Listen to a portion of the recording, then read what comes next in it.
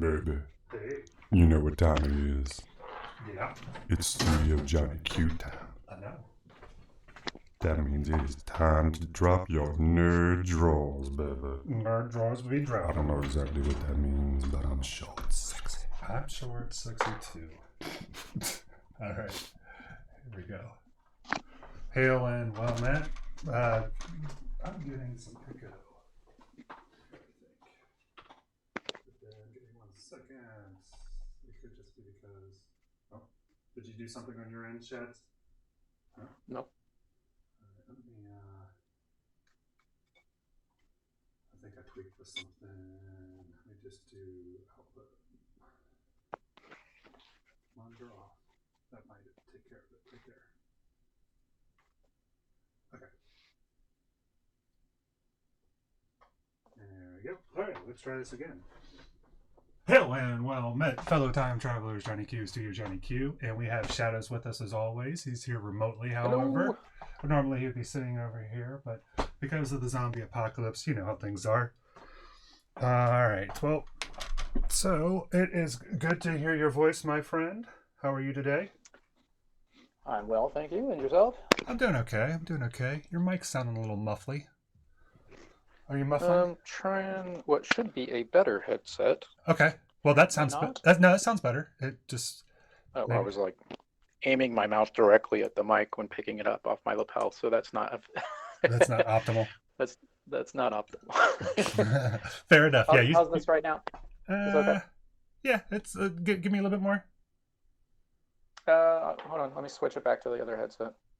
It's a pain in the ass because this one got it should It's be much cheaper, but apparently it's better. Okay. it's workable, but I'm just trying to figure Yeah, out. just let me try the other one. Oh. Yeah, we'll do a little compare and contrast. Class, what we're gonna do is we're gonna compare and contrast. Okay, how's that? Is that better? It does sound a little better. Yeah. Mm. I don't know. How why. annoying. Yeah. Why is the cheap one the one that works best? Makes no sense. I don't know. I cannot say, but I can say that it is good to hear you, my friend, regardless of the quality of your microphone. And I am looking forward to the conversation that we have today. So let me go ahead and grab my notes over here. Just a couple things. Yesterday was May the 4th, Star Wars Day. And so that was one of the things I wanted to start off talking about. So we'll go ahead and begin with our titular moment to make sure that we include it. I mentioned about Tosche Station, and it's always so funny to think about how whiny Luke is, right? Especially in Star Wars, but he kind of has that throughout.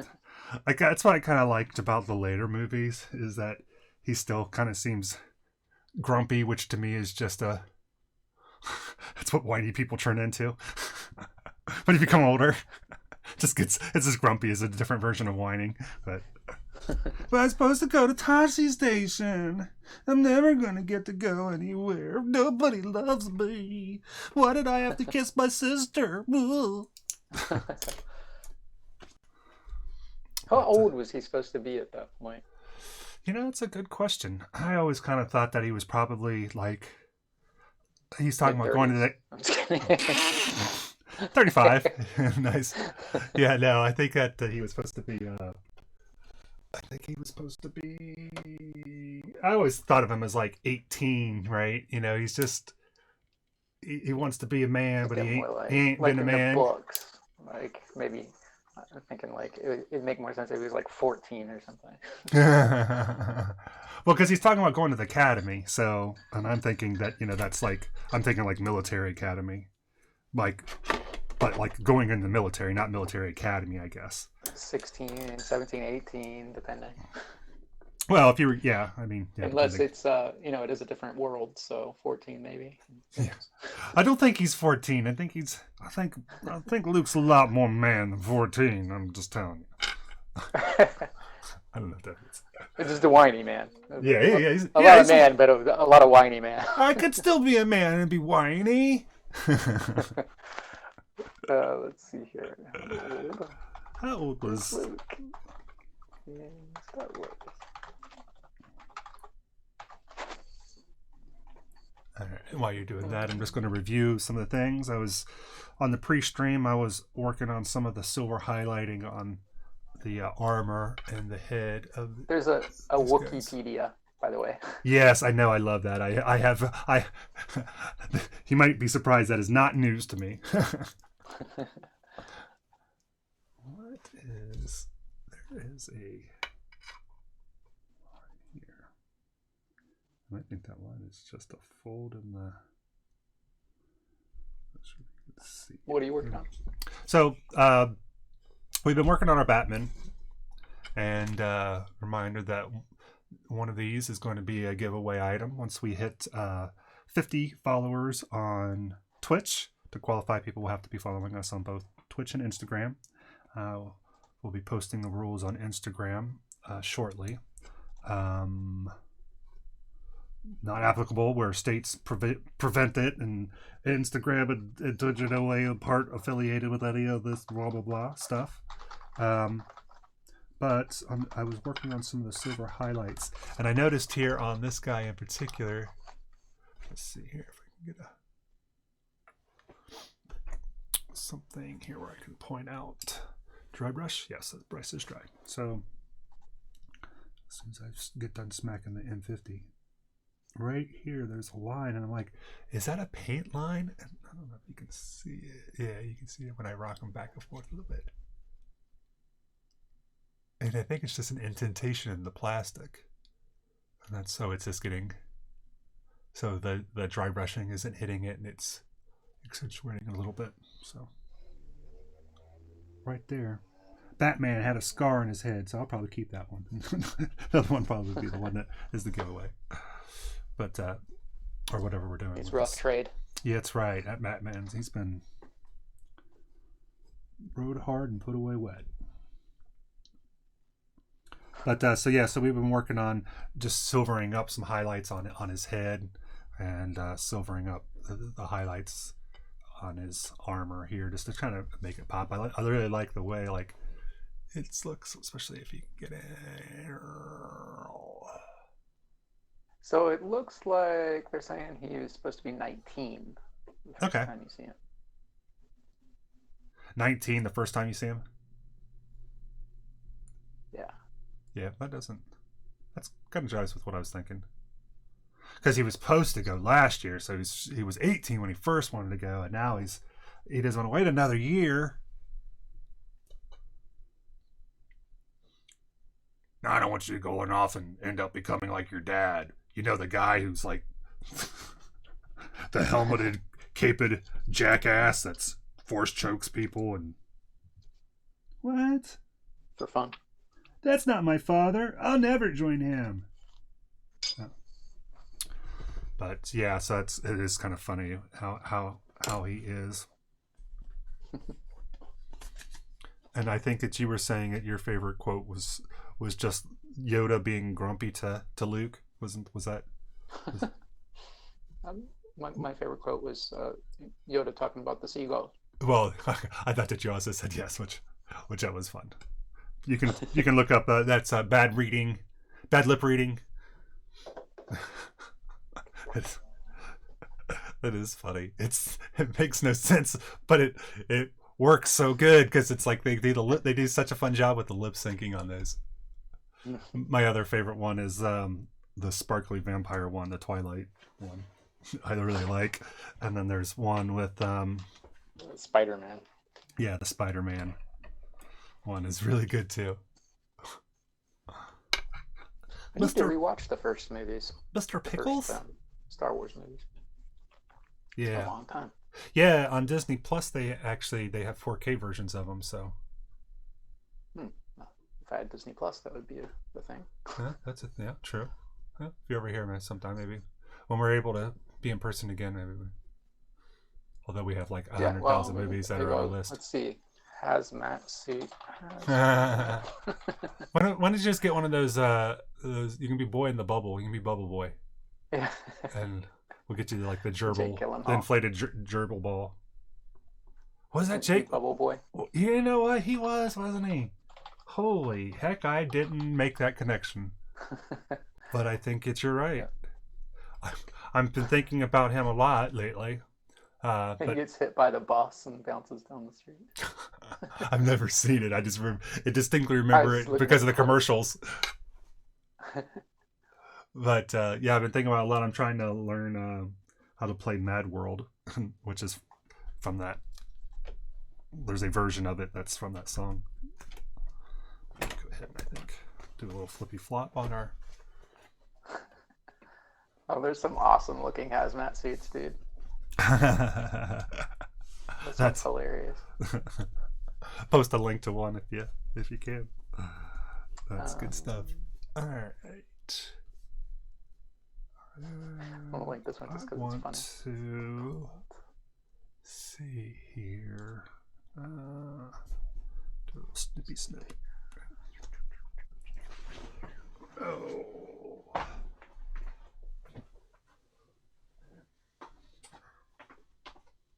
Oops, it's not what I'm gonna do.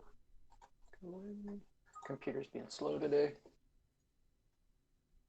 Me too. I'm being slow today. What the heck?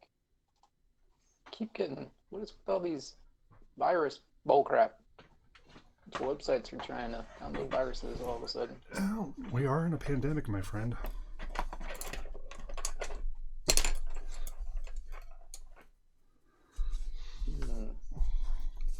So I'm assuming that pandemic is to differentiate itself from epidemic, maybe? Does that seem legit? Yeah, I think epidemic can be like centered within a certain area, but pandemic means like worldwide, widespread. Like Pan Am. Now, one of the other things that I want to work on, and this may be what I do while we are just chatting it up, is I'm not happy with his mouth. Batman, what is up with your mouth, Si? So I think I'm going to do some dry brushing on it to see if I can get some blending action here. And then after I do that, it means I'll probably have to do some edge highlighting again, because you always end up doing the over brush, it seems, when you're doing a recessed area. So these edges will probably end up getting frosted a little bit. And Batman doesn't want frosted tips. All right, let's zoom out here. And if we do something like that.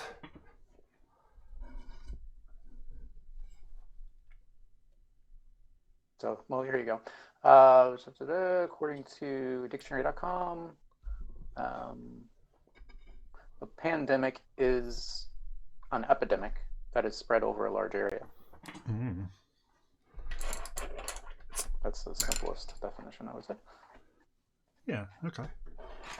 You know, it's the things that you assume out of context, but you don't necessarily remember ever looking it up. I don't know if pandemic was ever a vocabulary word in school. Well, like the root, or suffix, prefix rather, pan. So you look at, and my mind just went blank. I'm thinking Pan Am. What I was really thinking of was the pantheon of the gods and stuff. It was like all encompassing. Yeah, does pan mean many? The great wide world.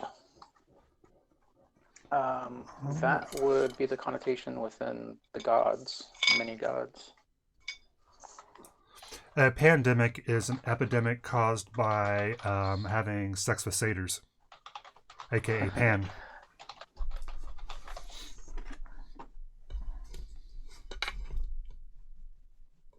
And people all of everything involving all members. That's Wikipedia definition. That's Wikipedia's? You still on Wikipedia? No, I closed down Wikipedia because they had like some messages at the top of their page that said that they were having some issues or something, and then I got a virus pop up about it. So it's like, okay, never mind. Damn. So this is from Wiki. Let me try this. This is what I'm gonna. It's just a little longer and floppier. Oh yeah, pansexual. Oh yeah, pansexual. Yeah. The pantheon of gods were pretty much pansexual. So there you go. That's why Pan himself, Pan would have sex with anything, right? So. There you go. Bacchanalian, Dionysus. Yes, is this? Who doesn't love a good bacchanal? Wow. A bacchanal. That's a phrase I did not think I was going to hear today. All right.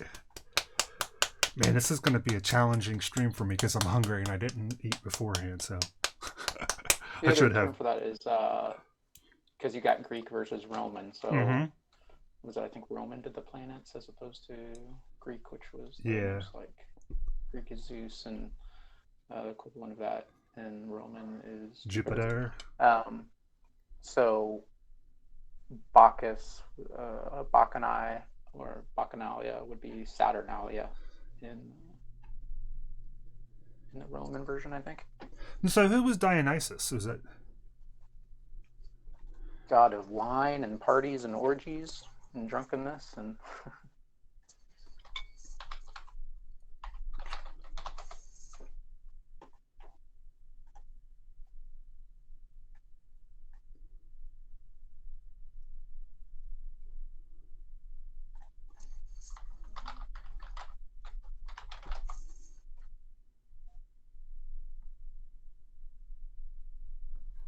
Also Dionysus. Forgot about that.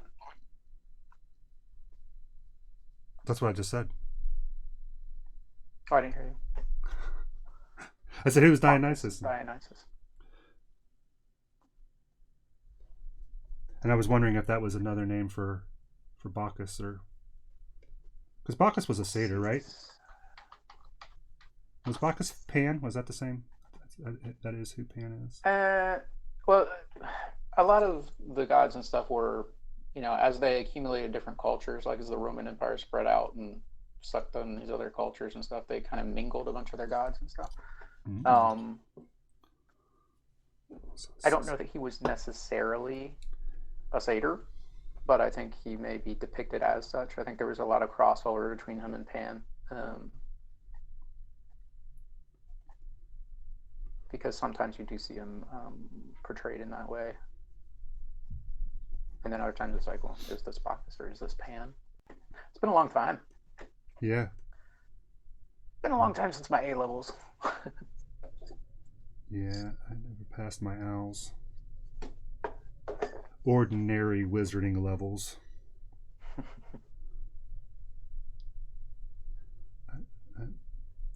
What's the step up from owls?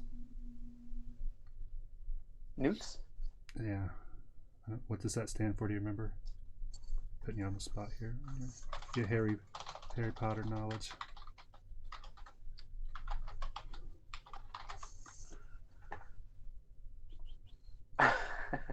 Nastily exhausting wizarding test. That's awesome. That's funny. Yeah, there we go. So you can see subject specific exam.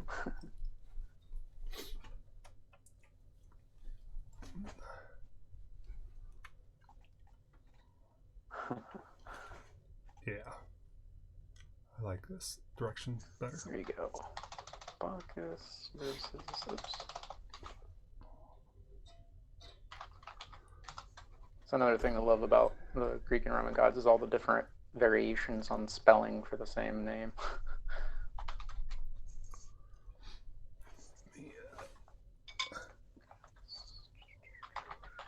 Okay.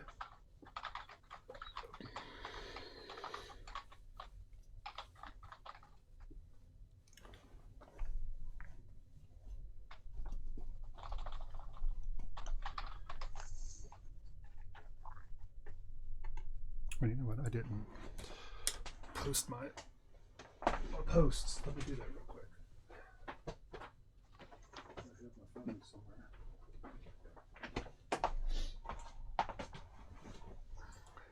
Computer, who was Dionysus? Dionysus or Dionysus is the god of the grape harvest, winemaking and wine, of fertility, ritual madness, religious ecstasy, festivity and theater in ancient Greek religion and myth. He is also known as Bacchus, the name adopted by the Romans. The frenzy he induces is Bacchia. Bacchia. We have a Bacchia here now. They have great Swedish meatballs. Let's see here. It's like IKEA, but it's So only... they're Greek. It's Greek, yeah. not. I was gonna say they only do backyard furniture. It's Bacchia. Bacchia. Now I want to hear Jonathan Colton's IKEA song, but we're on YouTube, so I can't play music. Well, the tubes. All right, let me start right here. I gotta do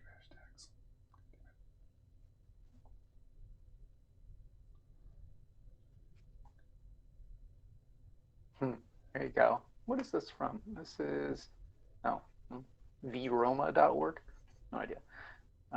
Bacchus and Pan. Bacchus was not originally Roman at all, but was rather a Latinized form of the Greek Dionysus, god of wine and intoxication, of wild, uncultivated nature, of ritual madness and ecstasy, and of otherness, impersonation, and drama. In Greek art, Dionysus is often portrayed as an older male with long black hair and beard, wearing animal skins and wreathed with ivy, carrying a sacred thyrsus, a long staff topped with grapes, or a pine cone. The worship of Dionysus, involving ecstatic dancing, appealed particularly to women. When Bacchus, if I could speak, it would be amazing. When Bacchic festivals called Bacchanalia were imported into Rome, the authorities strongly disapproved. In 186 BCE, the Senate outlawed Bacchic cults and apparently succeeded in suppressing the wilder forms of this worship. Although more domesticated versions of the cult survived, and Bacchic themes were very popular in Roman art, which emphasized Bacchus as a youthful god of wine and the good life. There is a statue, which is a Roman bronze figurine dating from the 2nd century CE, which has silver encrusted eyes, which makes it look like they're glowing. It's kind of crazy. Bacchus is shown in typical Roman fashion as a beardless, rather effeminate youth. He wears a crown of leaves and flowers. He is accompanied by the half-goat, half-human god Pan, patron of shepherds and flocks, whom the Romans identified with Faunus, a native Italian god of the wild forests. In this statuette, Pan offers Bacchus a bunch of grapes. There you go. So, version of it anyway. if I heard you correctly, that Dionysus and Bacchus are supposed to be the same, right? And this is saying, yeah. And then Pan is a wingman for him. Yeah, in this version at least, yeah. Yeah, do your own fact finding. Yeah. Problem is, there's so many different versions of a lot of the stuff out there that it's hard to pin down one. Yeah, that makes. I hear what you're saying on that. I believe stuff could vary greatly just based on region, kind of thing, like what that regional belief was, with a slant on it, kind of thing. Computer, was Bacchus a satyr? Computer, was Bacchus a satyr?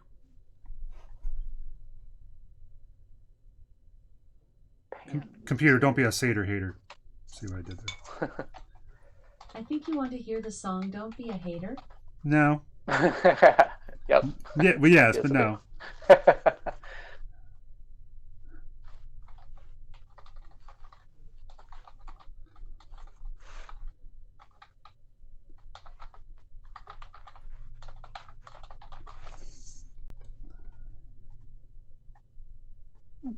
Interesting.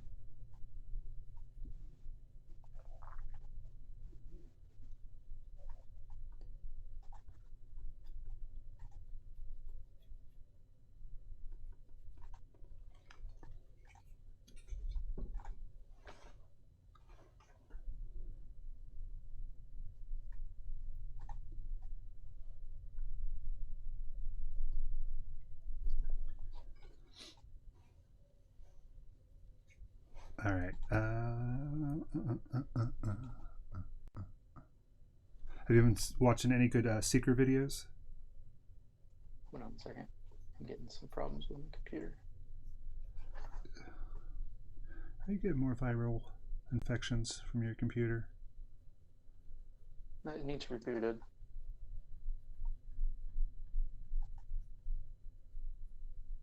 It's giving me unresponsive pages and slowing down and stuff right now.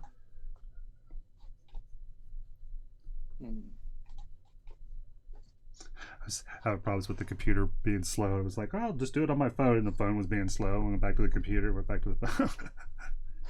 Because it's like with me when I descend down into the undersea layer that is Studio Johnny Q. I'll lose connection to the router that I normally connect to has a weaker connection, and so a lot of times I need to manually shift it. So my Twitch page has become unresponsive. Twitchy getting glitchy.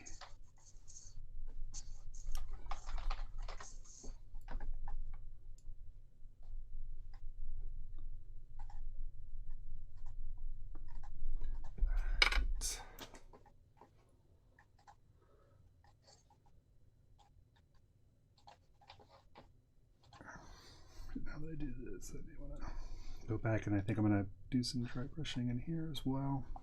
Okay. And it's eyeballs. Yeah, I was watching a lot of Seeker vids. Unfortunately, my retention level is exceptionally low, apparently. I sent you that thing about creepypasta. Did you Yeah, look I at did. that at all? I did. I did Isn't look that at that. crazy? I'd heard that term Interesting. before. Yeah, I'd heard that term. Yeah, I've heard it before, but I never knew what it was before. I watched a documentary about Slenderman. Slenderman of the Massachusetts Slendermans, and no, that's the Euro Impact thing. Not to be confused with the. Yes, and because there was these two girls that had attempted to kill their friend, because of what they thought that it's what Slenderman wanted of them, and that they would get to go to Valhalla or whatever they're.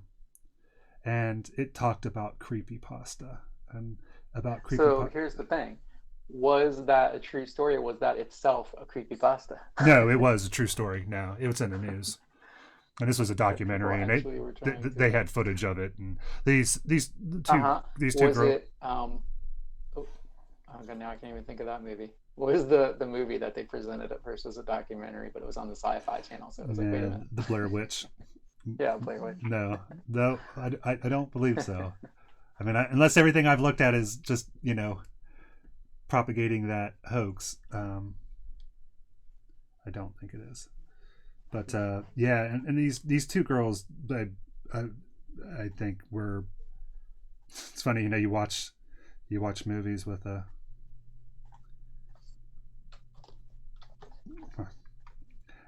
these girls seem to have some severe mental disorders. I think one of them was diagnosed as schizophrenic. They had footage of her after they had done it, and she's like, "Man, I walked a really long time.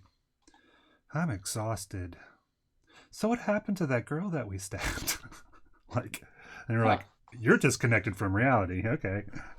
So full-on sociopath or psychopath. Yeah, and I think even one of the kids' parents actually also was schizophrenic, or if I remember correctly. But I think so there was some.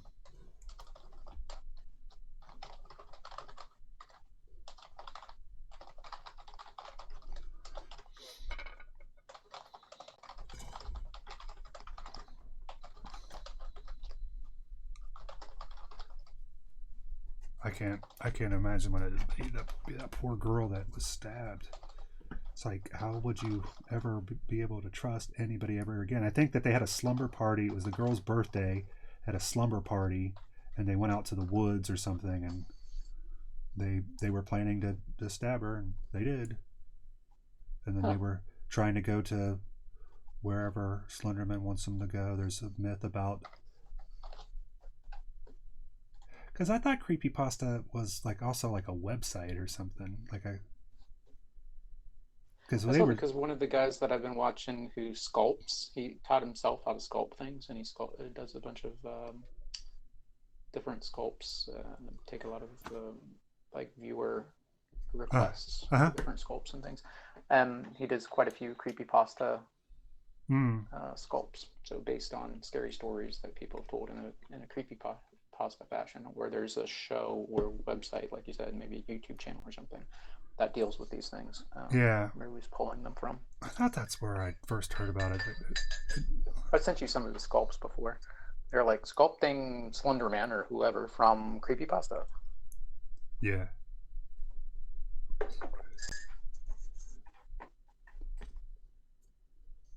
I was talking to you about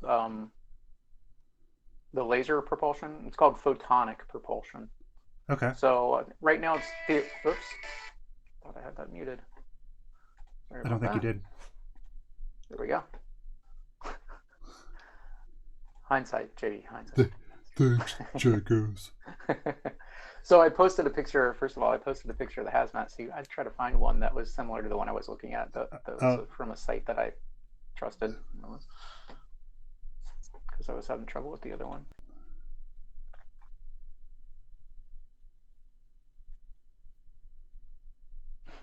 Yeah, okay, I like this better. I'm happier with these skin tones. Okay, so photonic propulsion, basically they're going to have like giant lasers or giant laser array in conjunction with a giant solar sail. Yeah. Okay. Yeah, I've seen this. Yeah, because it emits like you're saying, it emits some sort of beam, and that's propulsion. And then they also have Well, it's a these laser solar in this sails. Okay. Yeah. Laser So in this beam. case, it's a laser because light in space has pushing power. So there's like different equations, obviously, that have to go in with like how big the sail has to be versus how big the vehicle you're trying to push is, blah blah blah. So right now they're talking about like 10-kilometer wide sail on each side of the vessel, which is obviously too huge for right now. Because the thickness of the material to be able to be light enough would have to be like 1 micrometer thick or something, very, very small, very, very, very thin. But then once they have the lasers hitting that, then it is capable of accelerating, I want to say like 1.25 the speed of light or something like that. And it ends up being that it would be able to get to Mars in 3 days if it were a satellite, or like, I can't remember, 15 days or 15 months if it were a small craft like the size of Voyager or something. However, they're talking about scaling it down and starting small and then scaling up from there, and increasingly making larger as they figure out how to do so or whatever. And they're talking about tiny little micro kind of satellites, and they had a certain term for them, but I can't recall that at the moment. And using those and sending those out. So with that, it would be able to reach Alpha Centauri in 15 years. So it's interesting that you could send out these little microsatellites into far reaches, so far as like the closest next solar system. And within 15 years, we can have all that telemetry, expanding our. Well, how long would it take for information to get back from there? I don't know that. I don't know what the current rate. Let's see, because they're still downloading stuff off of the Voyager, whatever the satellite was called that I told you that they sent to Pluto. They sent on a flyby past Pluto. Yeah. As far as I know, they've only, at the time that I watched the documentary, they had only downloaded like maybe 30%. I think. Well, when they sent it, it was hooked up to AOL, so it's still doing the handshake. But the good thing is that get through the handshake. Yeah, the good thing is that they saved up all the discs, so they got like thousands and thousands of free hours of AOL, so they're good. All right. Yeah, I'm liking this, but I did get the overspray, the overbrush like I thought I would. Let's see here, maybe at the bottom of his eyeballs. Oh, but the same technology with the lasers and stuff, they're the same ones that they were creating as weapons, so let's see if we can in order to safeguard Earth from approaching meteorites. Or meteors. Ah, yeah, because there's concerns about what that can do. It's a highly probable way of the Earth going kaboomy, or at least not the Earth, all the life on it. All right, I'm gonna use some of this. I saw something that you'd be very interested in. Prometheus script reveals truth about engineers and several other things. Black Goo and Deacon. You know, I had So watched. There was a YouTuber that I go ahead. watched, Comic Book Girl, 19, and she had done several videos about Prometheus and talked about like the script, and she had read the script and talked about the differences of it. Yeah, it was interesting. So I'm curious to see Yeah. where that jives with So this. Good. supposedly, this is saying supposedly the script was published by Fox, I think, but then it was retracted Okay. for some reason. Nobody knows why, apparently. Well, also Um, because they I think that they did a writer change up on it, right? So like I don't know. This one says that it is like the 14th revised draft. Okay, I got you.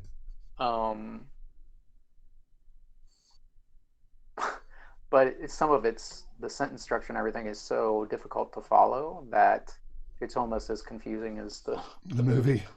Like, oh, no wonder they didn't spell this out in the movie because they didn't even know what they were talking about on paper. But others are like, oh, this is clearly what this is. This is specifically saying what this is. But it's rather convoluted in a way. It was talking about how so the engineers were what's the word I'm looking for? It's not beneficial. It's like beneficent or something like that. Benevolent. Benevolent. Yeah, benevolent. So they created us and they kind of looked out for us and stuff and saved us a few times. Mm-hmm. But then basically, we punished, they said. They said we punished the person that they sent because they took like a human to their paradise and trained them, like taught them all the good stuff, all the knowledge and everything that they had, how the universe worked, whatever. And then sent him back to teach and lead the populace, I guess. And they punished him. So they're saying that this is clearly Christ. Yeah. And that the black goo is their attempt Original at sin. re-engineering the blood of their god, which is a failed attempt, which they realized could be used as a weapon. Because of the blood of their god, which is a creature called a deacon that was born out of their chosen one, which was one of them, that was impregnated by this creature. Huh. Yeah, it's confusing. Then I did hear that. It's very weird. I did hear from, I think, multiple sources that it seemed that this was heavily inspired by that concept of Jesus as an alien. And there's a book in particular. I can't remember what it is. I think there's a book that's Charity of the Gods, I think. There's a scripture in the Bible that talks about Chariot of the Gods that some people say could be UFOs, referring to spaceships, alien spaceships. Mm-hmm. Slightly different than Chariots of Fire. Dun dun dun dun dun dun dun dun dun dun dun. That was from Chariots of Fire. I don't know if you remember that, Randy. Probably don't. You remember Chariots of Fire? It was saying that too tired to form thoughts today. Sorry. Yeah. Do what you can, brother.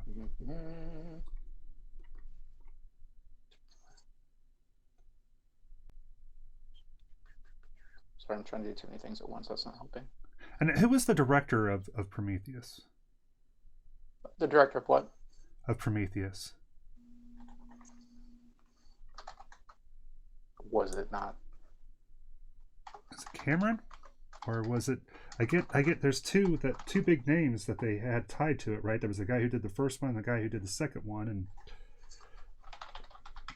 computer, who directed the movie Prometheus? Ridley Scott. It was Ridley Scott. Prometheus was directed by Ridley Scott. Yeah, so I thought that it was like Ridley Scott's intent is what I think that she was saying, was that it was to be heavily inspired by that concept of Jesus as an alien. You're pretty light on Discord, brother. I'm light on Discord. Yeah. Let me check YouTube. You sound okay on YouTube. Okay. Let's see if my phone needs turned up. Let's say I didn't think I messed with any No, call volumes max. settings. Let me see if I can pump myself up on the Discord and make sure that I actually, I may have the It may wrong be me. microphone. I might have the wrong microphone set up for Discord. Now that I think about it. Let me see. How do we do that? User settings. Can you hear me now?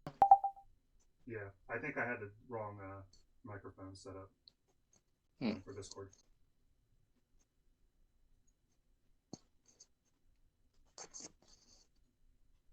Yeah. This should be better, I would think.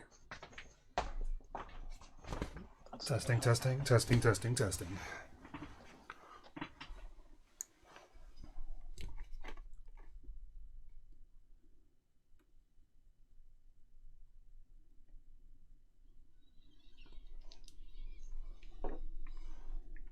Can you hear me better now? Can you hear me, brother? Yeah, I can hear you.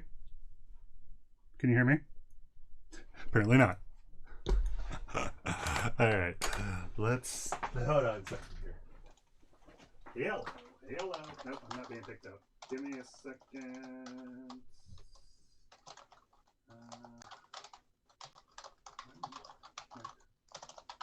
One and two. Give me a second. Settings. Where's the Hello. Hold on. I got virtual as Y. There. That should be it. There you go. Yeah, sorry. Can you hear me? Yeah, I can hear you. I could hear you. Okay. I had to switch up the microphones. I had it set for the computer desk. And then I tried to switch Gotcha. it. And there's a virtual line 1 and 2, and that's what I'd accidentally selected, and obviously that was not the correct one. So yeah, this should be better. Should be better for you. Should be no difference to anybody that's watching on Twitch or the YouTubes. Apologies for that. All right. Okay, now you sound good on YouTube.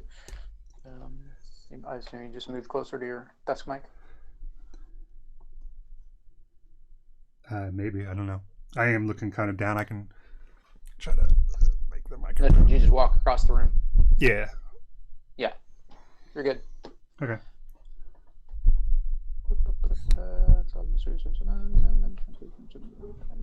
Okay, so Chariot of the Gods, Unsolved Mysteries of the Past. Book written in 1968 and translated from the original German. It involves the hypothesis that the technologies and religions of many ancient civilizations were given to them by ancient astronauts who were welcomed as gods. Yeah. And so that's a book that they kept talking about in conjunction with the movie, and that sounds like that's at least in some degree jiving with what you're. Yeah, and they were saying that the engineers as a species used to have the ability, they basically went through the universe trying to seed other planets to recreate or to create another paradise like their own planet. And everything failed, apparently, until Earth. Earth was the first success, or the only success, potentially. Although they were saying that some things may point to the fact that there may have been other ones that at least seeded life, if not it being a paradise. But that they, somewhere along the lines, they lost the ability to birth worlds, I guess. And then another thing was saying that their creator's blood allowed them, by drinking that, they could create worlds, create life. But then they were running out of that, so that's when they were trying to engineer their own version of it, and they failed, and that created the black goo. So what he drinks in the beginning, Yeah. That was different. It wasn't the black goo. That was apparently actually the blood of the creator, or the blood of their god. Oh, And it looks different. It's supposed to be like a golden type of liquid or something. Well, now that you say it, I feel stupid because it was so clear.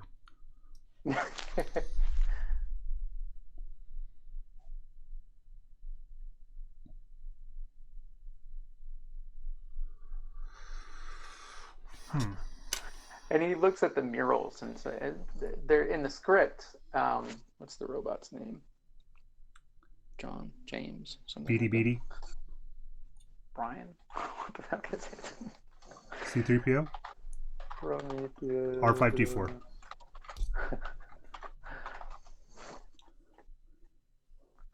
David. Oh, that's close.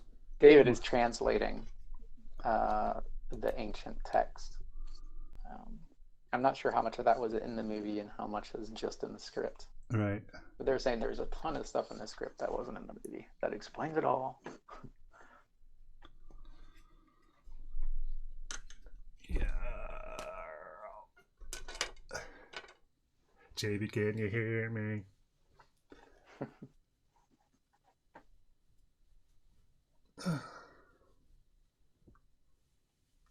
There's murals, not even murals really, reliefs. They're carved, I think, in the room What a relief. where the black goo is found.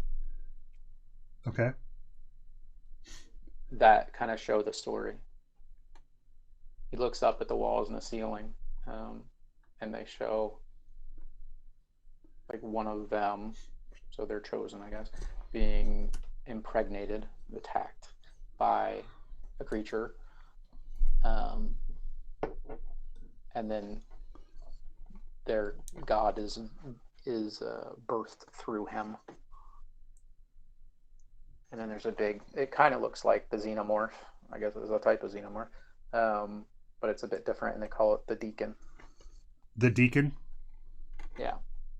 Deacon Blues? So then they said that the deacon that you see at the end of the movie is different because it was born from the black goo, which is the failed attempt at recreating the God's blood. Yeah. How is anybody supposed to get any of that? That is crazy. Well, it's common sense once you know all the background stuff, right? Good golly. I mean, that's kind of the stuff we said afterward. We were like, well, No. what? But it was as in, like, was this what this was supposed to be? Like, was that? Like, but you didn't know. Like, there was no, it was just guesses. Yeah, it's like, why did the guy come to the planet? Were they good? Were they bad? Why did they do this? Why did they... Yeah. Did this guy sacrifice himself? Did he know that drinking the... It's like that one, I can't remember who it is, that they ask all these questions, and it was just like, was this supposed to be like this? Was this this? What was that? What was this? Huh? What did you... Why doesn't anybody know that when something's following you that and it's going in a straight line that you could just take a left turn and it's not chasing you? It's like a rock rolling down a hill. It's like you could just sidestep the rock. You don't have to keep running in the path that it's running. But I mean, hell, you had the xenobiologist, right? And his first thing is like, I don't want to see nothing, no weird animals. Aren't you like the xenobiologist that came space travel to see this? And then it's like, oh look, here's something that's got an animal in it. Let me put my face right up to it. Yeah, there's a bunch of stupid stuff in that movie that didn't make sense character-wise. Like, they totally contradicted their own character so quickly in several instances. How do you get lost? I would never kill anything. Oh, let me kill this other thing. Like, wait, you just said you would never kill anything. Like, what? I meant, yeah. How do you get lost when you're generating a 3D map of the whole place? Just don't generate the 3D map. That's all you had to do. If you wanted the people to get lost, don't show us that you're generating a 3D map. Yeah, I guess we have to assume that David sabotaged stuff to make it more difficult for them. I don't know. I'm assuming some things, but that's not what I'm assuming. When they were talking about the script at some point, they said that David turned off the translator. So that's why he was translating stuff himself.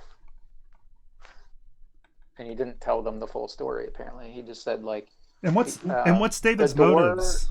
What did they explain what his motives they are? didn't explain that in that.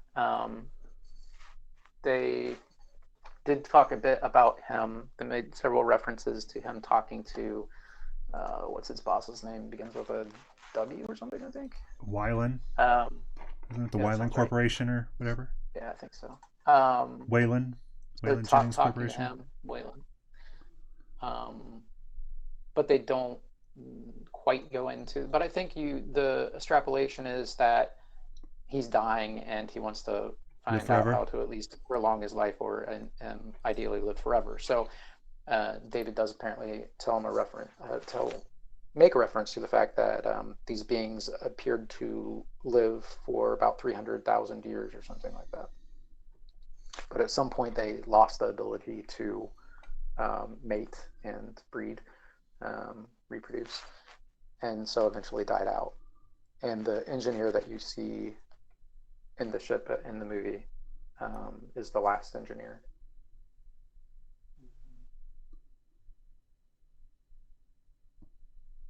And they were talking about how like the deacon that is created through the black goo is like the antithesis of the deacon, that the original deacon that was created from the chosen.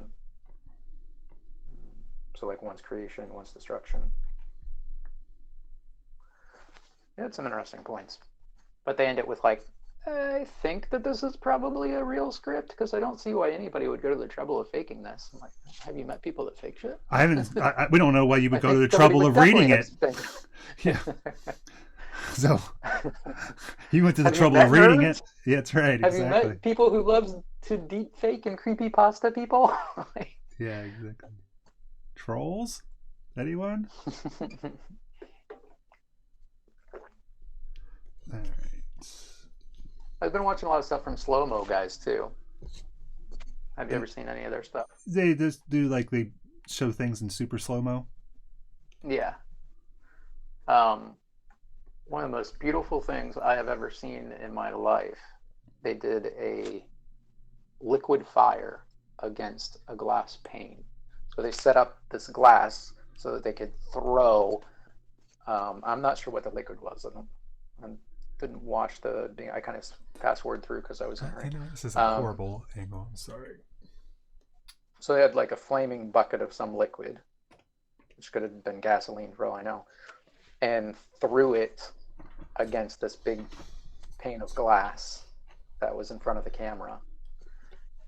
And that was filmed in slow motion. So it's like, I forget what the frame rates are. They have a couple different ones that they can use. But the way that it hits and then spreads out, the textures and colors of the flames on the outer perimeters of that were just, they're amazing. It is interesting. They're so beautiful. It's like when you see people's like faces, right? Like when you like make faces jiggle or like faces hit like a wall or something, and you freeze frame it. It's like your mind never puts together that at one point it looked like that. You know, you don't never have a mental image of that. And it's like, really, it actually like distorts so much. Your human face can distort so much. It's crazy.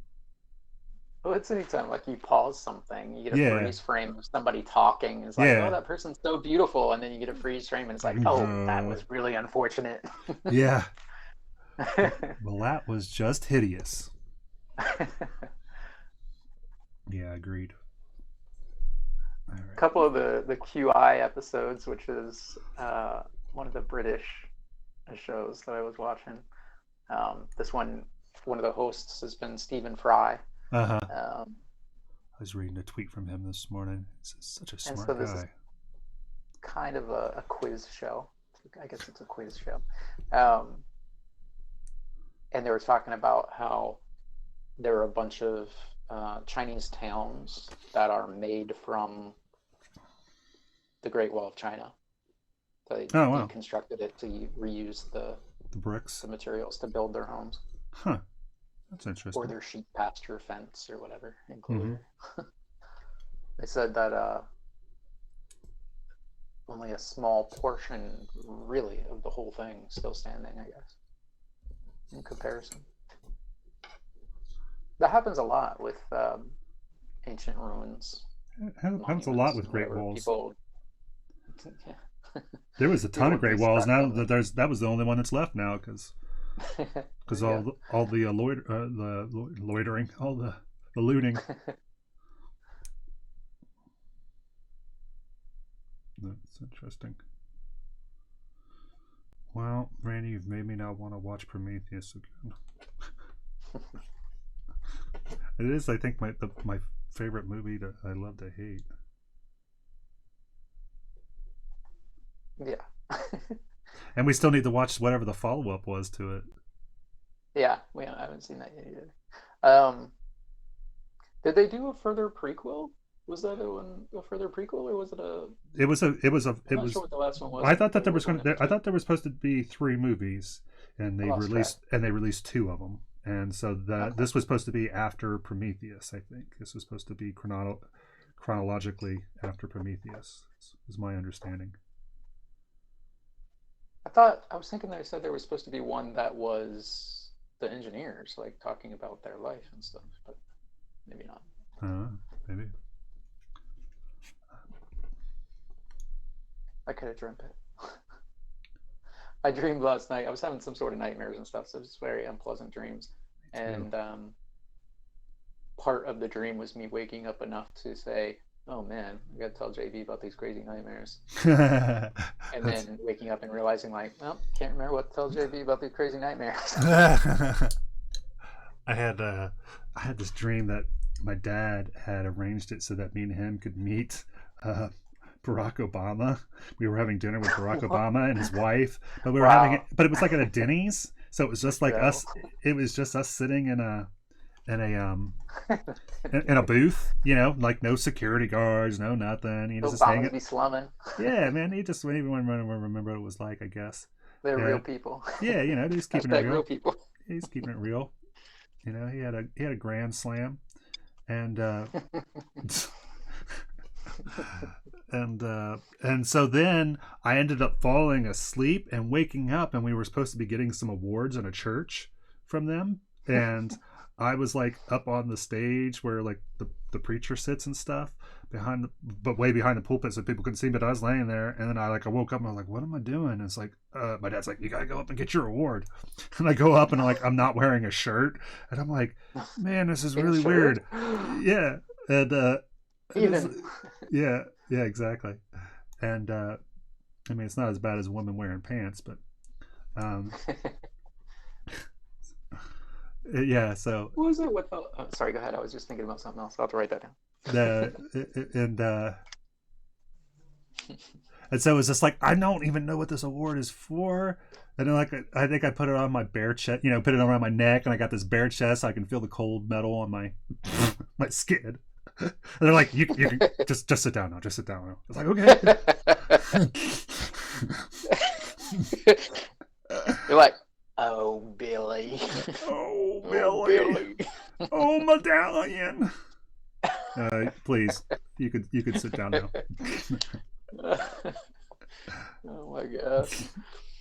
I've been having really bad dreams lately. Really crazy dreams. Do you tend to remember your bad dreams? I have been lately, yeah. I'd gone through a phase there where I wasn't, and I was enjoying it. I love not remembering my dreams because my dreams aren't usually groovy. I used to, when I was younger, I used to remember them very vividly, but yeah, I have very difficult, a lot of difficulty remembering anything from them lately. I have especially. I have a lot of dreams that they're similar, that they're similar places. Like I'll dream about places, and it'll be the feeling about that place. There's a area where it was next to the middle school I grew up in, and it was a set of apartments that my grandmother lived in, and they were really low income apartments, and I never have positive dreams about that area, but I dream about it a lot. and like, you know, my old neighborhood, the neighborhoods that I grew up in, you know, it's like certain, if I'm dreaming that I'm in a certain area, there's always a certain feel associated with it. And yeah, I had dreams that this kid that I grew up with in middle school, like I was going to his house like now, and it was like I'm there and I'm like, I came to see such and such, but I guess he doesn't live here anymore, does he? You know, maybe like no reason. It's like, you know, they would have been long gone. And I'm just like, oh, I'm just gonna stop by and say, hey. Oh, wait a minute, he's probably not even here. But I'm trying to think, yeah, I've been having some really rough ones here lately. But and the thing is too is that, you know, they're rough. A lot of times you're rough when you're thinking about them, but you wake up and it's just like, oh, that was stupid, you know. But you're dreaming fear, right? You're just dreaming pure emotion. It's not that you're like dreaming something in your mind's like, oh, this is something I should be afraid of. It's like you can just dream happiness, or you can just dream fear. I have that. I had this one where I was in New York City and we were traveling through New York City, and we had to catch a plane. And so we're trying to get through the traffic in New York City to get back to the hotel so that we can pack everything up. And it's like, I don't know that we're going to have enough. We'll have enough time to get to the hotel, but I don't know if we're going to have enough time to get to the. And it's just like, that shouldn't be that frightening of a dream, but it was excruciatingly frightening. Yeah, bad dreams suck. Yeah. When I was young, I used to have a lot of like flying dreams and stuff like that, which, as far as I know, I haven't had. I'm sure you probably still have them, but I just don't remember them. Which sucks, because those were always cool.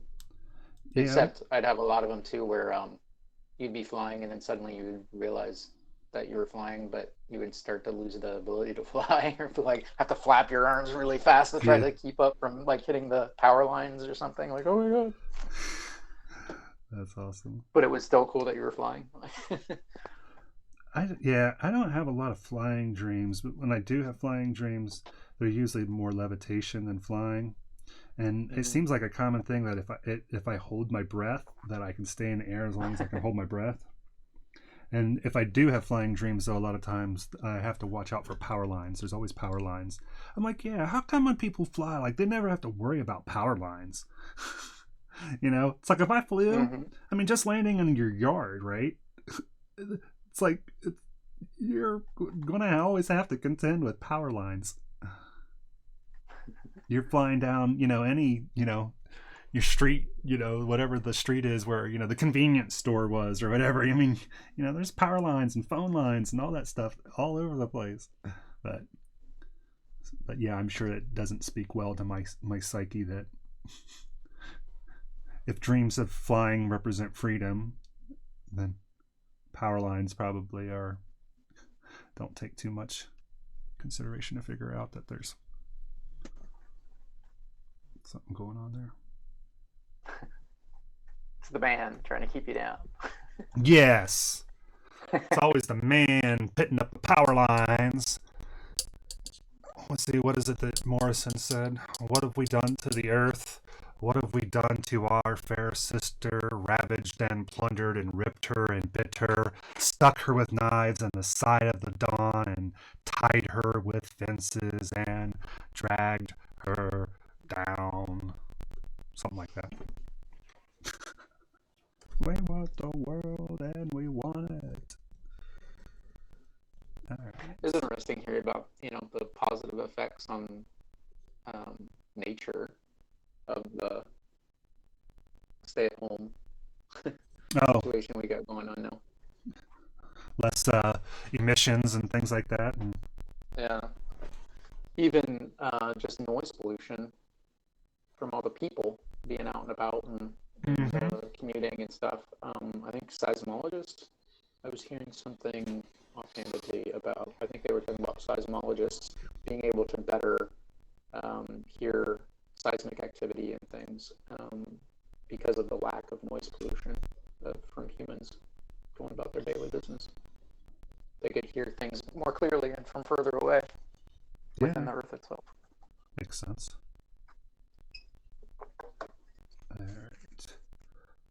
So I got a little goosey with the touch-up work here with the silver, but that's because I want to go in and be able to hit it. I'll touch it up again. I'll touch it up with more touch-ups. This is the problem, is like you touch up one part and then you end up missing the other part. Now you got to touch up the other part, and then you got to touch up the other part. It's kind of the stage I'm in right now with this. I want to do down here, I think, and then that might be it for this fair gentleman. So do you remember, I know I've heard a reference to this growing up about, there was a belief that you could maybe capture, like you could maybe see an image in a person's eye of the moment of their death. That's actually in Doctor Who. There's a Doctor Who episode that focuses on that. Oh, is there? It was apparently a commonly held belief in, where'd it go? I have the timeline here somewhere. No. Apparently the part that said where it was, or when it was coming, has gone away. But there was like Victorian times and stuff, they mentioned it, and it ended up getting into a lot of fiction, apparently. But Yeah. this was another thing they were talking about on an episode of QI too. They were saying that they had an actual image that somebody had gotten from an eye. At least it was supposed to be. And the host was like, "Well, I find it a little bit Suspect? like, yeah, a little bit suspect considering he was wearing a blindfold at the time." That's awesome. Yeah, I think that in this one that they find this person and they see the image that's trapped in his head, and it is Victorian times, and the image is of the doctor's face. And I think it's Matt Smith's doctor, and that might be the one that has the actress who's in Torchwood, the female lead. It might be that might be the episode that she was in, because I think that she was the caretaker for a funeral guy, if I remember correctly. The episode that she was in. What is it? The female lead in Torchwood. You know that she was also in. Oh. She was in one of the other episodes beforehand, like Karen Gillian was, or Gillian. Yeah, they reuse a lot of actors. Yeah. Peter Capaldi was actually in one. He's in the Pompeii episode. Yeah. Which would... What is her name? Actually.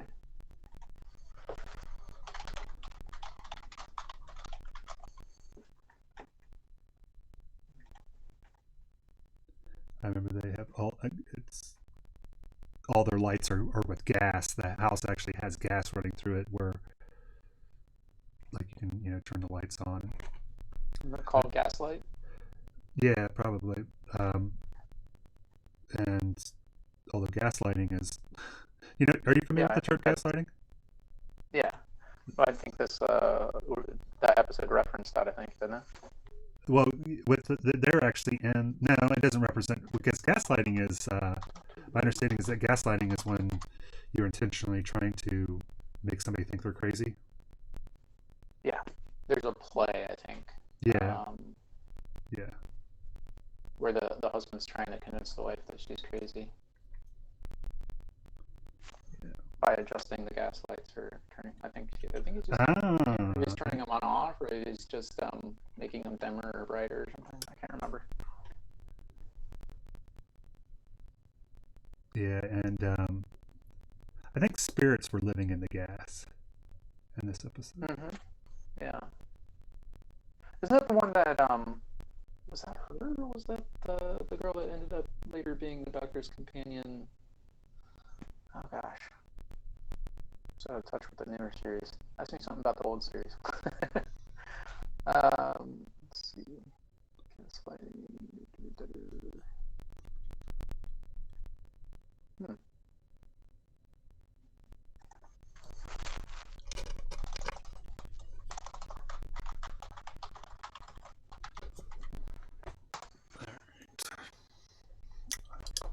The Unquiet Dead. I'm gonna try to fix this with blue ink. Well, phone's telling me, try standing up, lazy bones.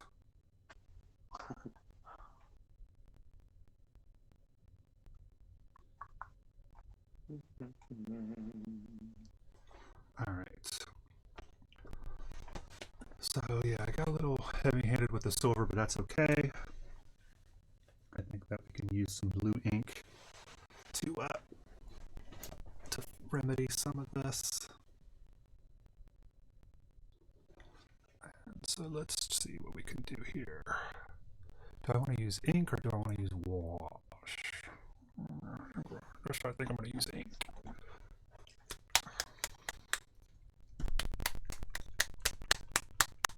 Oh, this is the one you're talking about. Looks like through the rift. Oh man. Ooh. Gelf? Right through the rift. Ethereal swirl effects.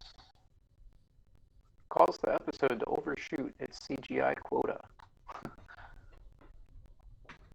Oh, that's funny.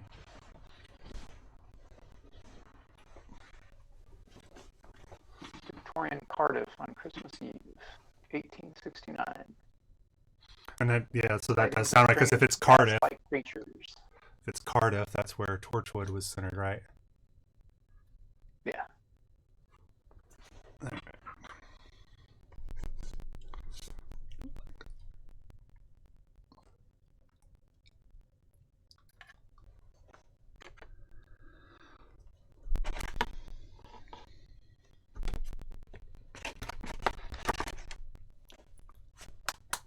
Wait a minute.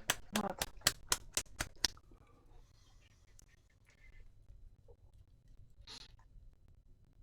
I don't remember. So Rose, the Doctor and Rose team up with Charles Dickens. I remember that aspect of it. To investigate Mr. Sneed in the funeral parlor, where it seems that corpses have come. Yeah. Well, it couldn't have been Matt Smith then, could it? If it's Rose. It's Tennant. Christopher Eccleston. Oh, is it? It's that one? It's that one. Yeah. That's funny. I would have never. Huh.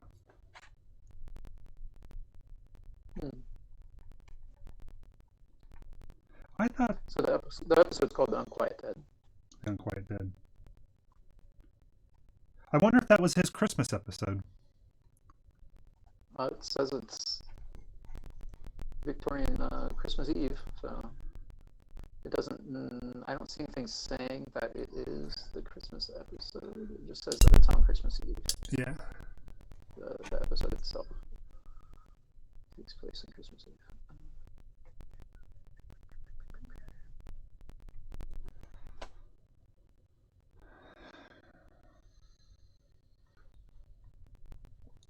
I could really dilute this down if I'm going to use it.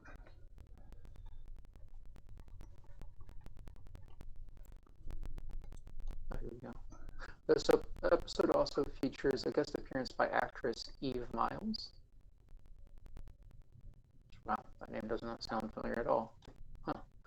Miles will go on to play Gwen Cooper in Doctor Who's spin-off series Torchwood from 2006.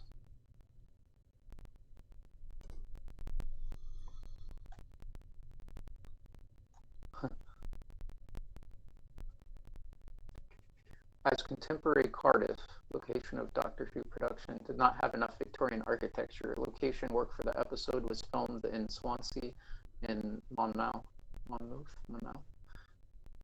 and Penarth. That's what I The thought. one location scene was shot in Cardiff.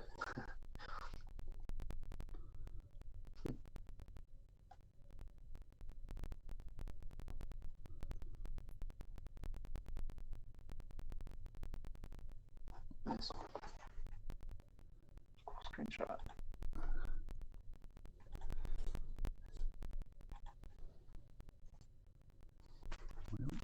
I'm not sure what this is going to give us, but we're going with it. We're going to make it work.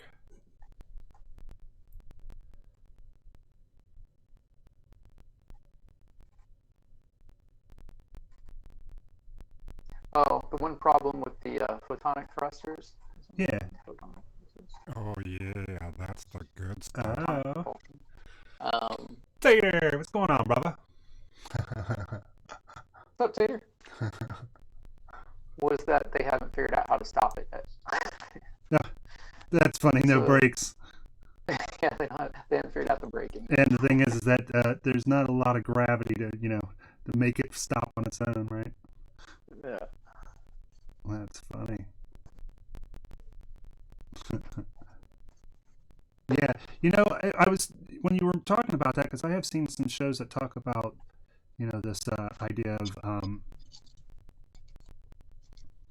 using like solar cells and some things like this propulsion, this photon propulsion, and because one of the things is, I think, because there isn't friction, at least not in the way that we would think about it, that you can slowly keep building up speed, right? So something can be slow and gradual, but it can keep building and building and building and end up reaching some pretty crazy speeds.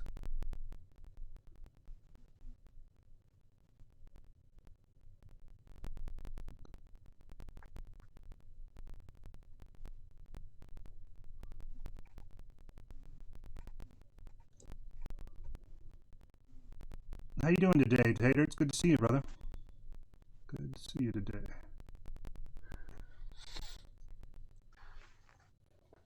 One of the SciShow channel vids I have in my lineup to watch that I haven't seen yet is Solution for Burping Cows. We may have solved our burping cows problem. Finally. Because that's the largest contributor to greenhouse gases is from cow farts and burps. That's funny. Because we're so big on our beef. We cut down all the trees and make cattle farms, cattle ranches. Choppy? Yeah. Ooh.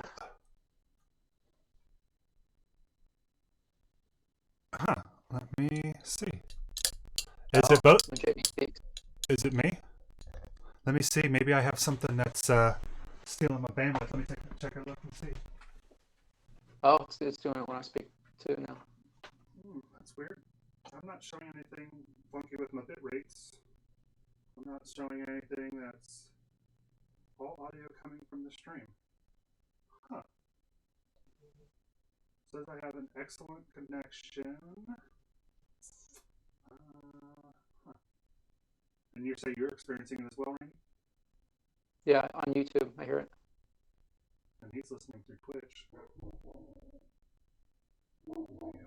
What's up, Jax? I'm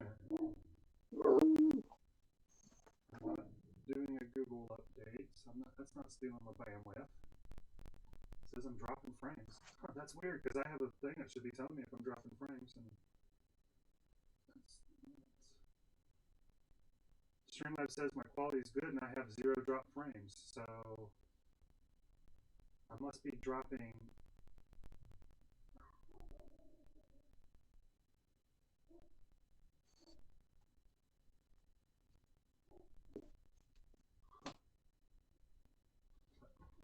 Well, I wonder if it's Restream must be wonking me up, maybe. Oh, man. Well, I don't know what to do.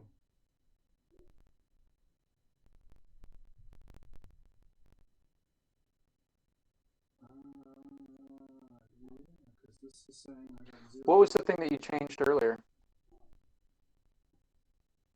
I just changed Discord. What microphone that Discord was picking up. Oh.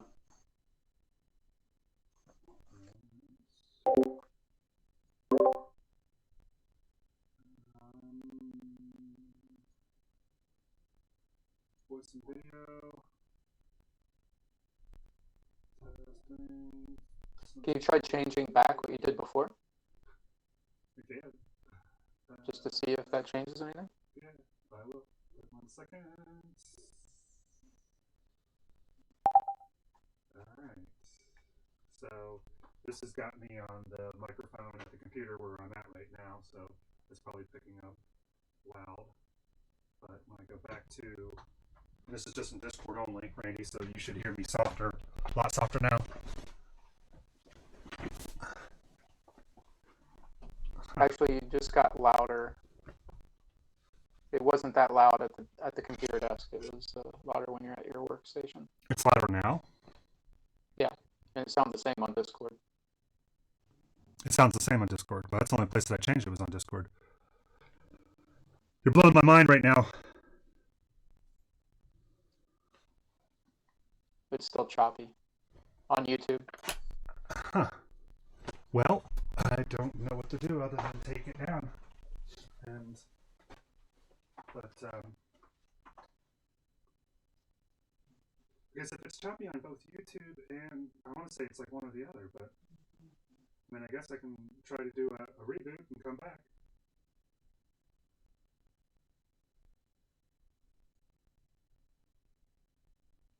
Yeah. Agreed. Agreed, Tater.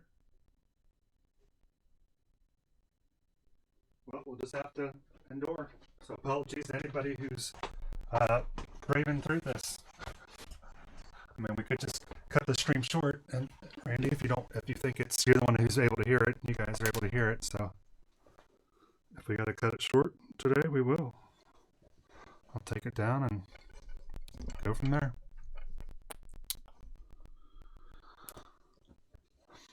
That's frustrating. I mean, we've gone this way. Might as well finish it out. Yeah, because that second Streamlabs, it has an indicator of drop frames, and it's not indicating anything, any drop frames. And it's Twitch is telling me that my no recommended changes are necessary. Let me see if I can pull it up on the tubes. Don't punish me. Well, I can reboot and be back up in 3 minutes, so.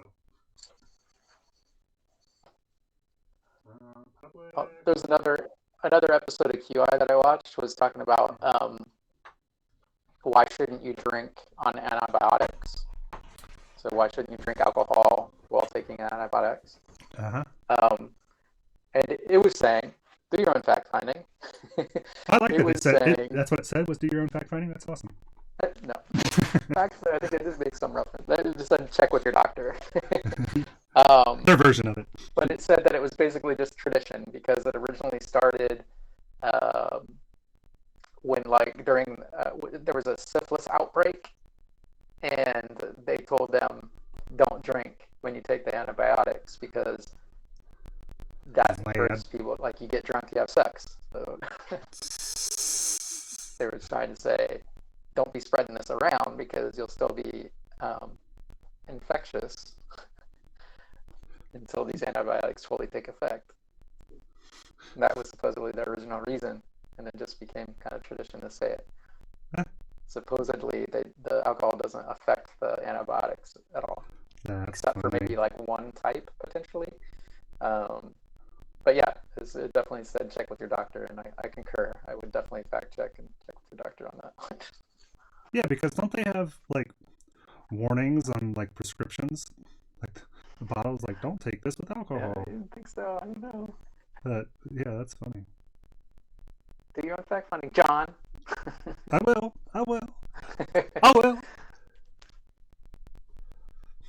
That's interesting.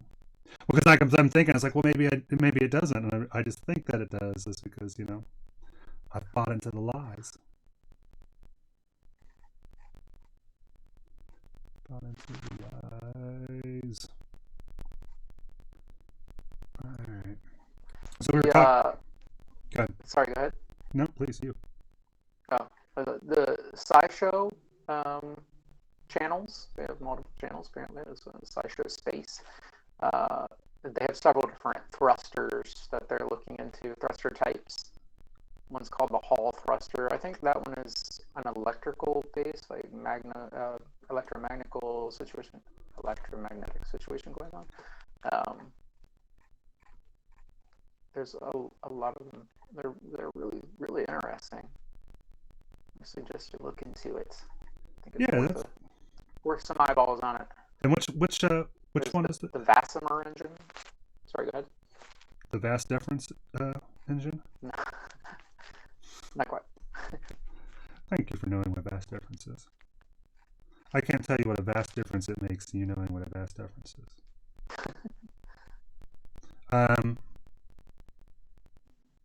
Yeah, I was just going. Oh, what was the channel that you were saying? The sideshow? Sci-show.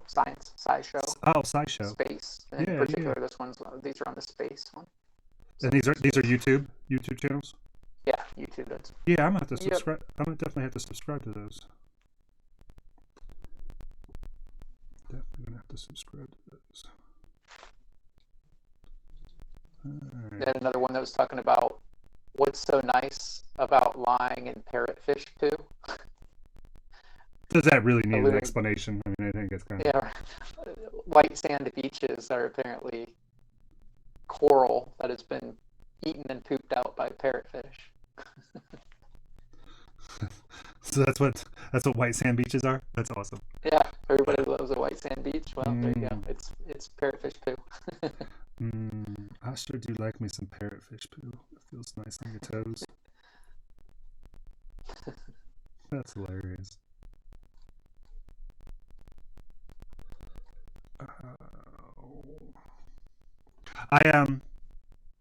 I wanted to talk to you about Roll20 and some things that I found. Let me switch to. Let me finish this this ink on this guy here, and I'll swap over to the. There's a couple seeker vids that I've got in my queue. Mm-hmm. One of them's talking about they show a little bunny rabbit, little figurine of a bunny rabbit. It's 3D printed bunny, could be the future of data storage. They're talking about, I think he's talking about printing in a DNA format, like 3D printing in a DNA format as a form of data storage. Yeah, they're gonna do it. It's rabbit pellets. That's the storage. That's instead of megabytes and megabits, it's poo pellet. I mean, poo pellets. That's a 3 gig poo pellets. There's another one called Meet the Xenobot, the world's first ever living robot. Kind of looks like a little tooth, little molar from their little screenshot. So hold on. Tater says we have a theory that one of their friends was on antibiotics and birth control, but didn't tell her boyfriend at the time she was still on antibiotics and she got pregnant. Think that it might have happened on purpose. Oh, yeah. Nice. Yeah, it seems like I have heard anecdotal stories about that occurring. Now that he mentions that. I didn't know that antibiotics could affect birth control. Huh. Let's see here. I could have so many kids out there. No, I'm just kidding. Could. That's funny. I don't know. You're the busiest man I know on Father's Day.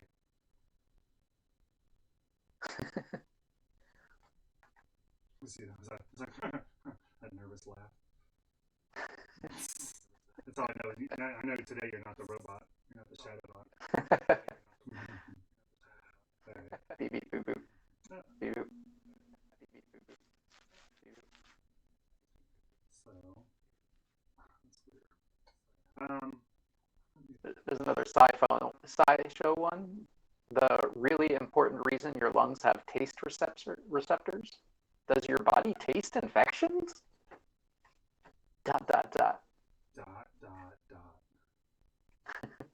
Wasn't there like some thoughts that like dogs can like sniff some things that are like, you know, some infections or diseases or?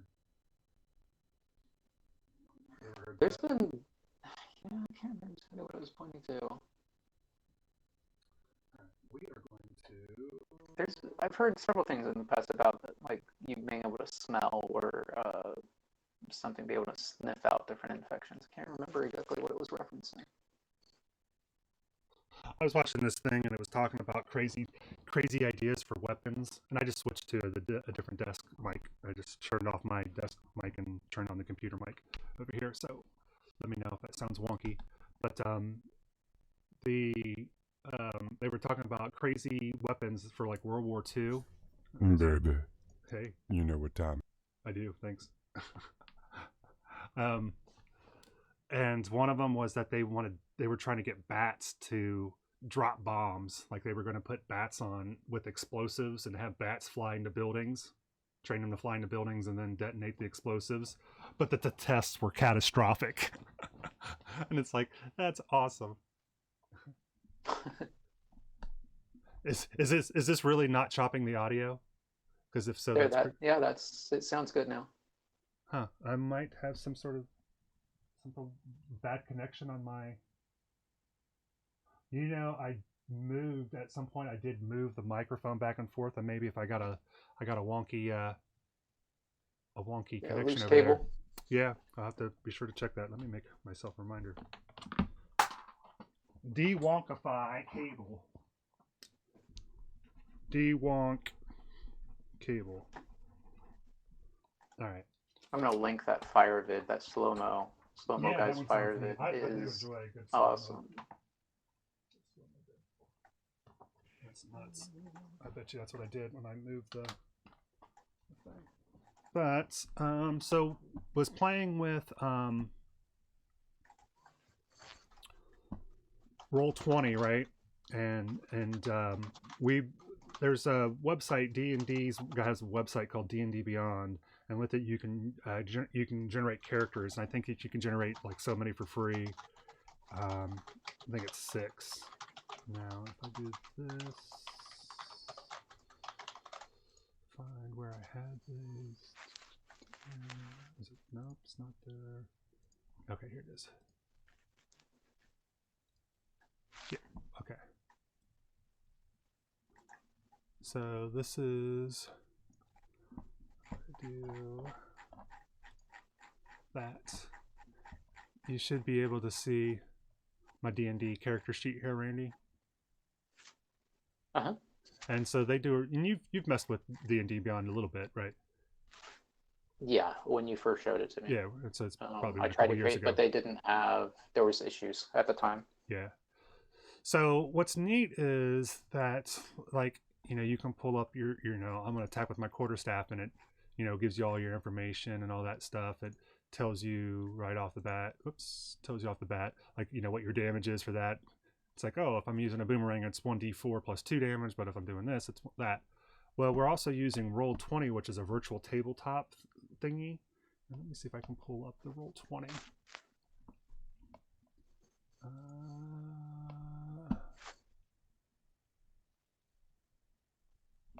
One second. I think I have that in the other browser. Roll20.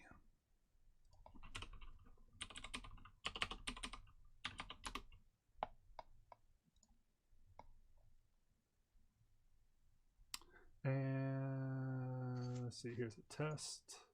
Yeah. So if I bring that in over here, and we do this,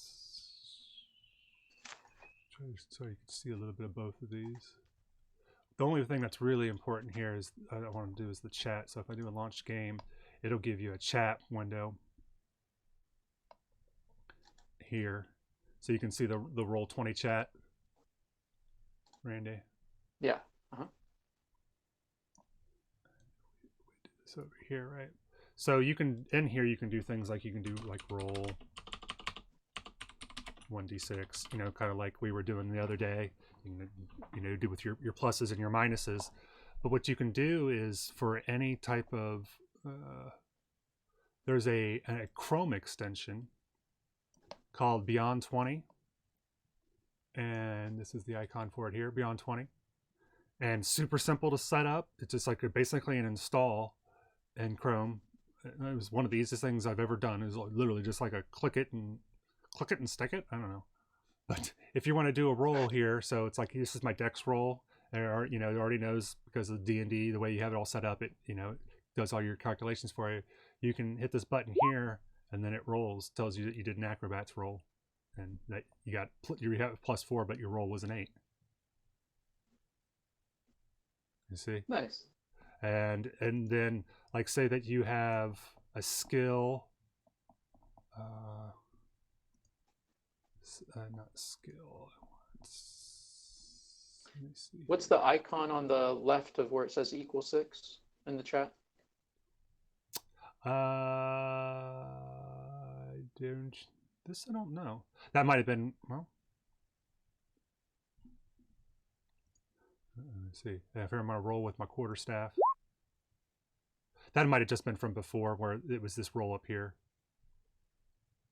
The rolling 1d6. That might be from roll 20. It's roll 20 saying that it was just a 6. And it's cool too because it's green showing that it was a natural 6. So like if you roll a d20 that's a 1 or a 20, it'll be green or red, because even if it's modified, then you can know if it was a critical success or a critical fail, which is pretty cool. And like if I wanted to roll with advantage, I think you hit shift and or maybe it's control. Yeah, so when I use control, it rolls it twice and gives it highlighted the lowest. I think maybe if I do alt, is it? Well,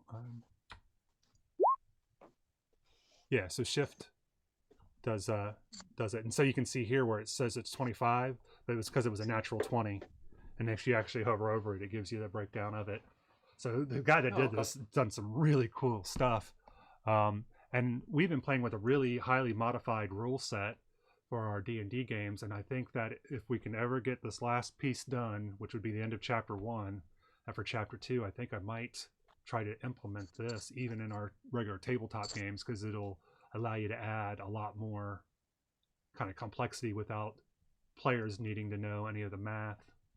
But like if you go into like features and traits here, right, and I have unarmored defense, right, and it's like, what does that do again? You can just say here, just, well, no, of course that didn't work.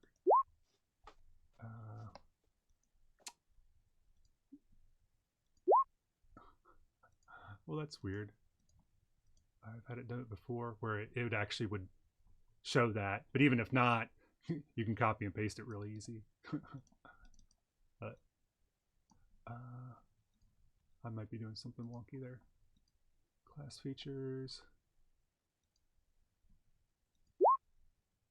Huh.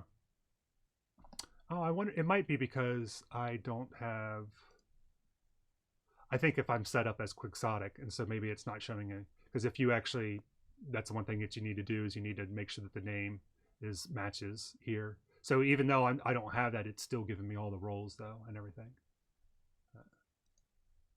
But yeah, this has been really, really helpful, and I'm really digging on it. And so like if you're actually using the D&D Beyond, if you do like just basically edit the character, it's pretty easy to let me see if I, like when you're starting out, it's like you can say, I want to do homebrew content, I want to actually use critical role content, I want to use this content, that content. If you want to do your EXP based on, you hit a certain EXP level, that's what levels you, or you want to do milestone, how you want to do hit points, whether you're allowing feats and some of that stuff, whether encumbrance is a thing, encumbrance, ignore coin weight, you can do stuff like that. Nice. And then when you do your race, you can pick your race. Now I'm doing this through Scotty's, he's hosting this, so he has a paid account, and so he has access to more things than like I do if I was just doing it at the free, because you have a very bare bones set that lets you, I think, do if you're for free. But you can pick who you are, and yeah, if you change your race, so like these are all, and you could filter it by the sources. So if I just want to say basic rule races, and then you can go in here and do the different races. And if I do all sources, So like if I'm doing, for me, I'm a furbolg, which I'd never used before, but I don't want to change it because I don't want to wonk up my character. But if you do that, it'll show you what the different, things are, what the natural abilities that you get from it. Then you end up picking what your class is, and then it automatically tells you what your features are. And when you level, it'll highlight like, hey, this is a new thing, or this is something that you need to pick or choose from. So like proficiencies, you can choose here in the drop downs what you want your proficiencies to be, because you get some proficiencies. And Doesn't it also have the ability to, like, you can create different characters and then assign those characters to certain games that are in session? yeah, So, and then they'll stick with that game? Yeah, so if I go to, I'm logged in with my Studio Johnny Q. If I was logged in my other one, I've started to create those characters for the other the players, so I could actually create their characters instead of them doing it, and then they can just assign. I can make it so that it could be assigned and assign it to them once they have it, and then I think that allows them or me to both be able to edit the character. So I could set it up basic, and then like they could tweak it, sort of thing. But yeah, abilities. And then like when you assign, you can either do it as like you're doing standard array or point by. So standard array is, one stat is 14, one stat's 15, one stat's this, one stat's that. And then with point by, it's like you just have so many points, and so you can spend them however you wanted. You could, make your intelligence be 4 if you wanted to, because you were trying to max out everything else. Something like that. And then like equipment, it's really nice for the equipment. So like in your inventory, he told us that we had 500 gold that we could spend. So you could say if you wanted to add equipment, add items, and say I'm looking for potions. And here's, it brings up all the potions that you can have, and potion of giant size. And this is a legendary item, so you couldn't normally buy it. But if I did healing, so potion of healing, and it tells me that it costs 50 gold with the way it is. You can however many you want to add, and you can export to PDF, or you can view your character sheet, like I said. And if you do that in here, digital dice now in alpha. Skip for now. But yeah, between this and the Roll20, because this would just make it nice to do it. So I think that if everybody could try to figure out how they would do it, that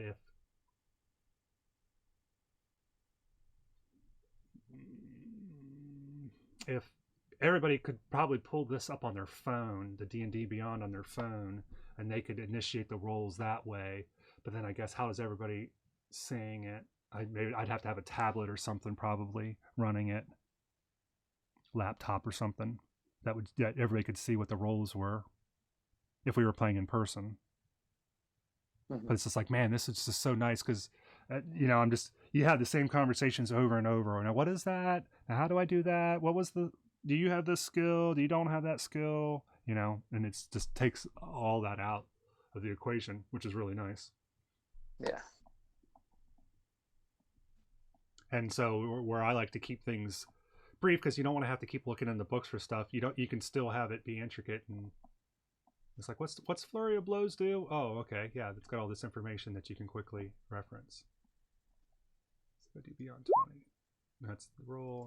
Yeah, so there's where as much as we may all want to be, we can't all be full-scale D&D geek statistician encyclopedias. So that's what's it does help having something that keeps track of stuff for you.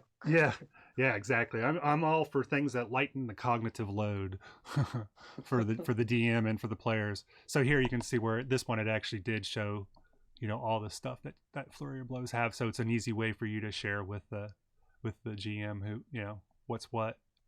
And again, you can it's easy just to copy and paste it over here as well. But so I want to try to figure out a way to try to incorporate this, I think, into the sessions, even if it's just the players having this on their phone, and then it telling them, oh, what is that I have to roll, And the other thing is like we both did this. It's like you make your character out of the book, and you're like, I think I cheated myself out of something, or I gave myself too much of something, you know, unless somebody audits your work, you know, and I don't want to audit people's D&D sheets. So this does that auditing. And it was like, oh, I think that like when I had taken my character and then imported it into here from the, you know, as a player, you know, and was entering, I was like, oh, I didn't give myself proficiency, and I cheated myself out of like a language or something like that I could have known. Yeah, and if you don't play very often, then it's hard to remember. Like you go back and you're afraid you've missed something leveling up. You're like, oh, I think I forgot this, or I think I did this thing wrong, or whatever. So it's nice to have something to help you, because it can do auto leveling for you, right? Like it, yeah. So like if I was set it up to where when you level it, auto corrects all your stuff. Yeah. So if I'm going to manage levels here, so we're at 4, and actually it's like we're level 5. So when I hit level 5 here at 5th level, I get an extra attack. Here at 5th level, I get stunning strike. It doesn't require me to make any choices, so there wasn't anything there. And then you can manage your hit points as well. So we get max value out of hit points. So my total hit points can be 40. So I can just adjust that here and apply that. Now, does it, if when you level, does it have an option where it gives you, where it tells you what your new options are? It says, Yeah, hey, you just leveled, you need to choose between these things. Yeah, I think that like when I did level 4, so at level 4 I got slow fall, and I got extra attack, and I got an ability score improvement. So I think it had this like highlighted a color. And so then I got to go down here and I could say whether or not I wanted to do ability score improvement or a feat. And I ended up choosing a feat. How customizable is it? Like if you wanted to go against, like you wanted to have within your individual session, your GM gave you the ability to do something other than what was typically allowed in this, like, is it customizable to that level? Yeah, you can do a lot of homebrew stuff. As far as something like gaining yourself an extra feat, I'm not sure how you do that, but I know that it is, I think, pretty open to being homebrewed. And one of the nice things too is that, like with the equipment, so you can see that I started with a quarterstaff, but I've noted that it's actually enhanced. And I could put in the notes the extra stuff that he gave us here, and then also, if you are, if I'm actually looking at my character sheet, I think it is. I'm looking at my character sheet and I pull this up, and there is, here you can customize it. So because of the additional stuff that he gave me, it's actually giving me a +1 bonus to hit and a +1 on damage. So I was actually able to add those here so that they'll automatically calculate and I don't have to keep calculating them. So there is some stuff like that. And then you could make your own items and things like that. That stuff's easy to do. So I guess if you wanted a skill, you know, you would probably make an item or something, you know, if you were trying to give a skill that it's not trying to give you, but there might be other workarounds. Because I haven't messed that much with this, you know, so, but I find it's been very intuitive so far. But yeah, you know, helps you know what your languages are, what your proficiencies you have. It automatically calculates passive wisdom and passive intelligence, which is nice. It's nice too because, you know, if you're doing your saving throws can be different than your actual stats. So like my strength roll was +2, but I actually get +5 if I'm doing a saving roll for. How is it very idiot proof or fat finger proof, where like if you accidentally hit something, like if you hit short rest or long rest at the top there, does it automatically give you a short rest or a long rest, or does it say give you options like do you want to do this or anything like that? Yeah, so here you can for under the short rest, if you're going to do hit dice, so when you do a short rest you can heal back some of your hit points based on the number of levels you have, so you can actually indicate those levels here by clicking them. But then you could also say I'm taking a short rest here, and yeah, you have to hit it twice to confirm, so reset. Nice. And then if you do long rest, then I guess it would reset your maximum. When you take a long rest, it would actually reset your maximum hit points. So, And then like Cool. I think that if this is correct, so like with the monk, he has a key attack where he has key points that he can spend, kind of like spell points. So let me see. I think that's under features and traits right here. So I can indicate the key points that I spent here. So I say I spent 3, but I get them back at a short rest. So if I take the short rest, it should reset those.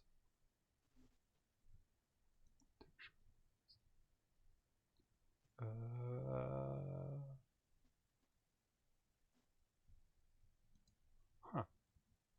Didn't do it.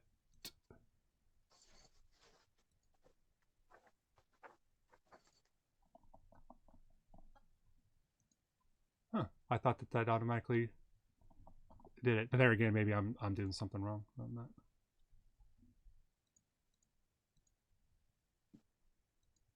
And also, you know, like I say, it's one guy who's made this extension, but it works pretty darn good, even if there's a couple places where it doesn't. And so, what is the extension exactly again?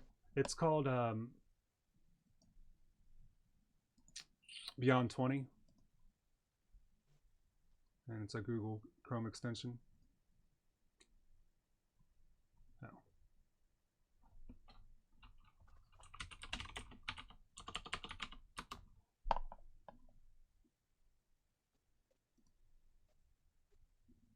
And so you just go in and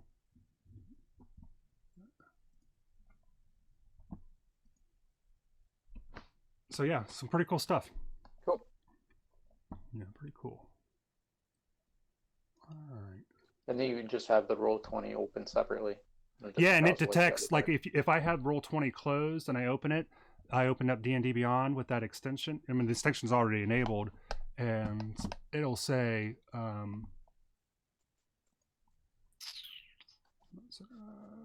go back and so I can switch our camera angles. Oh, sorry, Tater. We were both had our chat covered up. Oh yeah.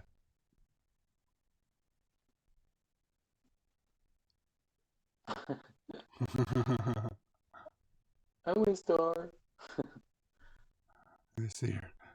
It can nullify birth control. No choppiness. Will there ever be an end to your audio boss? Slow-mo guys. There are stars given to very special players. You have to be on your best behavior and asking questions about what they are. It's the best way to not get one. Now the questions will be, where do I find that on Roll20? How do I roll again? Yeah. Yep. Yes, that's true, but I've actually seen it used, and it's less than what it is without. So yeah, there are still some, and I'd rather. Otherwise, it's like which of these 12 cards that I have applies to this situation. Yeah, I think I had that written down here somewhere. I thought that you said we. But yeah, so it's pretty groovy. Pretty groovy.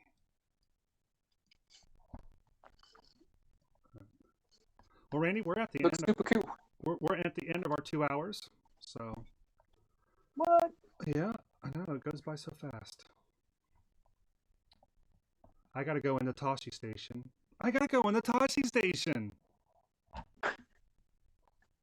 And and I have to get my eat on, but I appreciate you stopping by. I appreciate Tater hopping in. I appreciate anybody else that we have on here. It looks like Feet may have been somebody that's hopped on. It said that we have a couple viewers here, but I think I might go have some more sourdough crumpets and homemade lemon curd. Yeah, dude, that sounds good. Nice, you're making me hungry again. And then next time we'll chat. We'll probably be working on our Marvel superheroes, and also chat-wise, I want to talk to you about I think the next video that I'm working on. So we can talk about that as well. Sweet. But anything else before we drop out? That's it for me. All right. Take care of yourselves, everybody. Yeah, take care of yourself, everybody. Again, thanks, Tater, for hopping on and participating in chat. Bye, Tater. We appreciate you, brother.